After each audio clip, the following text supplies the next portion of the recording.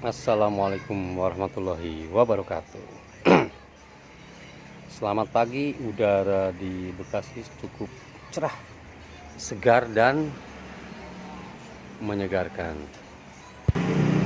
Setelah kemarin saya membuat video bagaimana bertahan di situasi pandemi hari ini, semua serba terbatas, zero waste. Sekarang kita mau coba dengan less formal. Jadi ke depan trennya itu bisnis itu kalau bisa dengan modal sedikit, manfaatnya banyak. Seperti kita kan ada Facebook, ada Google.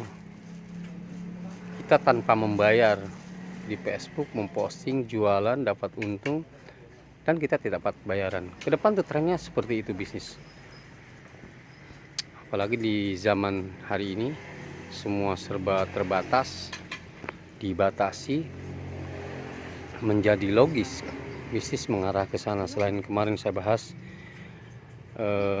zero waste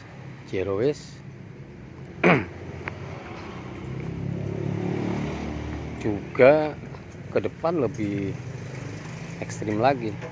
Bila perlu tanpa modal kita harus bisa menghasilkan, dan memang alat-alatnya sekarang sudah ada, bisa digunakan semua itu untuk sekedar bertahan. Di bisnis boneka juga secara logika di zaman biasa saja normal, boneka itu bukan bagian kebutuhan pokok. Artinya orang lebih suka memilih membeli 9 bahan pokok dulu, kebutuhan 5 dasar tercukupi dulu, baru boneka. Logikanya kan begitu. Tapi ternyata di saat pandemi pun, saat semua orang di rumah, di saat semua orang butuh hanya makan dan minum, boneka tetap jalan. Meskipun tidak sehebat dulu-dulu. Nah, tidak sehebat dulu. Bayangin orang di saat sekarang, apa sih kebutuhan boneka itu, untuk apa gitu butuhnya. Bahkan ekonomi sedang turun, daya beli masyarakat turun. Secara logik boneka juga harusnya memang tidak ada yang beli. Tapi nyatanya kita masih terus bertahan meskipun tidak seperti dulu. Tentu saja harus ngikutin perkembangan zaman. Nah, prinsipnya di bisnis itu banyak cara. Ternyata bisa juga dijadikan sebuah ide. Membuat dulu pasti ada yang beli. Dibalik jadinya. Yang sebelumnya kan kita cari dulu marketing baru buat. Nah, sekarang buat. Jadi kayaknya begini deh hidup itu. Sama dengan kerejekian. Ya buat barang dulu ya pasti ada yang beli. Nah, saya memakai itu karena di zaman ketidakpastian ini kan kita kalau terus berpikir, kita tidak bisa lagi berkarya, bahkan kita bisa tutup pabriknya. Jadi yang pertama kita lakukan adalah bikin aja terus. Setelah itu jual. Dan alhamdulillah bisa bertahan sampai hari ini. Semoga saja terus bisa berkembang seperti semula. Karena di zaman sekarang ini pilihan serba sulit untuk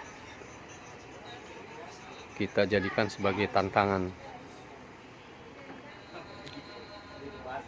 Selain mengoptimalkan semua hal zero waste tadi, juga kita ke depan harusnya memulai bisnis bila perlu tanpa modal bisa untung.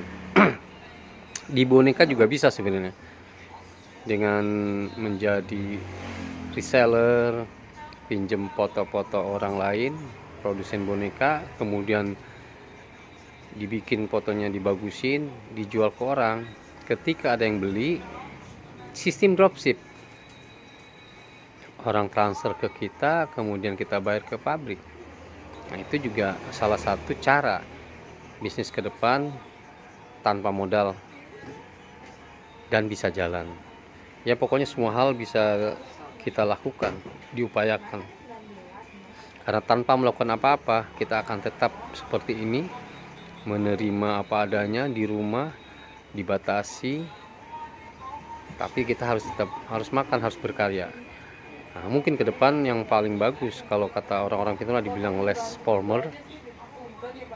Kalau kita bilang selain mengoptimalkan, mengurangi biaya variabel, setiap uang yang keluar harus menghasilkan. Dan bila perlu, jangan ada keluar uang tapi bisa menghasilkan. Nah, seperti tadi yang saya kasih contoh, bisa jual di Facebook, di Google. Demikian informasi pagi ini dari Hayashi Toys Mart, Rawalumbu, Bekasi. Jika video ini bermanfaat, silahkan di subscribe dan bunyikan loncengnya supaya tiap hari dapat terus informasi-informasi baru soal usaha boneka. Sukses untuk semua. Assalamualaikum warahmatullahi wabarakatuh.